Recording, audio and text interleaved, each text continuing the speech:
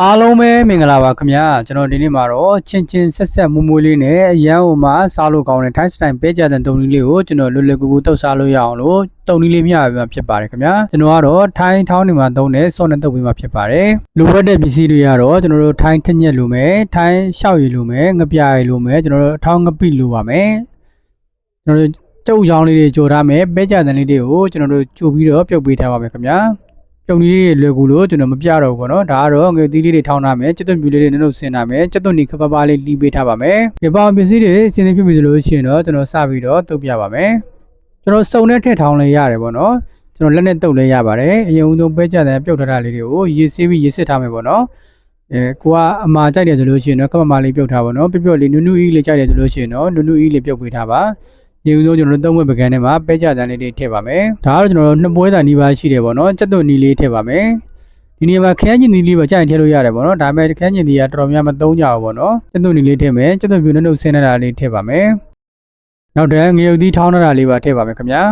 ငရုတ်သီးကတော့အစိမ်းနီကြိုက်တဲ့အရာအောင်သုံးလို့ရပါတယ်ကျွန်တော်ကတော့အနီထောင်းထားတာလေးထည့်ပါမယ်အရောင်ပို့ပြီးလှအောင်ပေါ့နော်နောက်တည်းချုံမုံလေးကျွန်တော်တို့တွေတစုံထည့်ပါမယ်ချုံမစားတဲ့သူဆိုလို့ရှိရင်တော့ကြက်သားမုံလေးနည်းငယ်ထည့်ပါနော်အထောင်းငပိလေးထည့်ပါမယ်ဒါကျွန်တော်တို့ငပြားရည်လေးထည့်ပါမယ်ခင်ဗျာငပြားရည်ကတော့ပစုံငပြားဖြစ်ပါတယ်အထောင်းရှောက်ရည်လေးထည့်ပါမယ်နောက်ထပ်အထောင်းထက်ညက်လေးထည့်ပါမယ်ခင်ဗျာဒါကတော့ကျွန်တော်တို့ထိုင်းထက်ညက်လေးပေါ့နော်ဒိုဘက်မှာဆိုလို့ရှိရင်တော့တဏီတကြားလို့ခေါ်ပါတယ်ခင်ဗျာရတာလေးထည့်ပြီးဆိုလို့ရှိရင်တော့ကျွန်တော်တို့တမတော့အောင်နေလိုက်ပါမယ်ဒီနေရာမှာကိုယ်ကစုံနဲ့ထည့်ထောင်းနေနဲ့ထောင်းလို့ရတယ်ပေါ့နော်ကဲခုလိုမျိုးတမတော့အောင်နေပြီးဆိုလို့ရှိရင်တော့ကိုစားခြင်းနဲ့ကိုကြိုက်တဲ့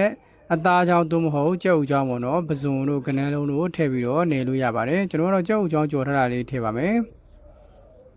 ကြက်ဥချောင်းလေးထည့်ပြီးတော့ကျွန်တော်တို့တမတော့အောင်ထည့်နေပေးပါမယ်တူးကြတာပေါ့နော်ချူချူချင်းဆက်ဆက်လေးနဲ့အရန်အောင်မှစားလို့ကောင်းပါတယ်ခင်ဗျာနောက်ဆုံးတော့ကျွန်တော်တို့တွေမြန်မာနန်းနန်းသို့မဟုတ်တရုတ်နန်းနန်းလေးပေါ့နော်ထည့်ပြီးတော့ကျွန်တော်တို့တမတော့အောင်နေပေးလိုက်လို့ရှိရင်တော့အရန်အောင်မှစားလို့ကောင်းတယ်ထိုင်းစတိုင်ပဲကြတဲ့တုပ်လေးရပါပြီခင်ဗျာ